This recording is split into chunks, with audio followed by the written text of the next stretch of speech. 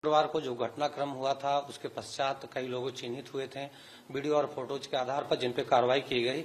इसमें मौलाना तौकीर के साथ साथ बहुत सारे तौकीर के एसोसिएट्स जो हैं वो जेल गए हैं एविडेंस के आधार पर।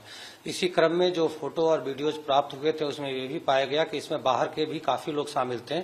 इसमें बंगाल बिहार के लोगों की भी पूर्व में गिरफ्तारी सुनिश्चित करके उनको जेल भेजा गया है। इसके साथ साथ न केवल बरेली बल्कि आसपास के जनपदों के लोगों की संलिप्तता भी कुछ सामने आई है।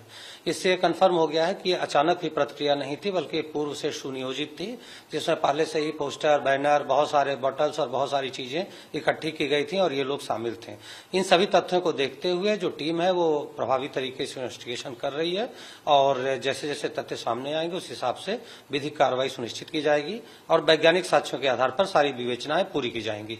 सर, क्या कुछ फाइनेंशियल भी इनको हेल्प कहाँ से मिल रही थी, कहीं बाहर से आती थी, उसका भी इसमें इस्तेमाल हुआ है? उस सारे तथ्यों की हम लोग जांच कर रहे हैं। इनके जो भी बैंक अकाउंट्स हैं प्लस इनके जो बाकी इनके संस्थाओं के अकाउंट्स हैं उन सभी की हम लोग जांच कर रहे हैं, जिससे सारी चीजें निकलकर सामने आएंगी और समय समय पर जैसी चीजें सामने आएंगी वो आप लोगों के साथ हम लोग शेयर करेंगे। सर, ये जो कॉन्स्पिरेटर थे इनकी क्या एम्बिशंस थी जिसको लेकर इन्होंने हिंसा कराई?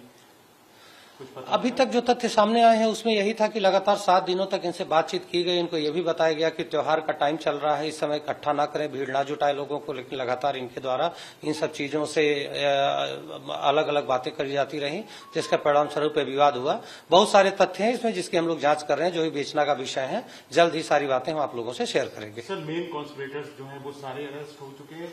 डॉक्टर नफीस का क्या कोई स्टेटस पता लगा है? अभी इसमें मौलाना तौकीर की, नदीम की, शकलैनी की, इन सबों की गिरफ्तारी हो गई है।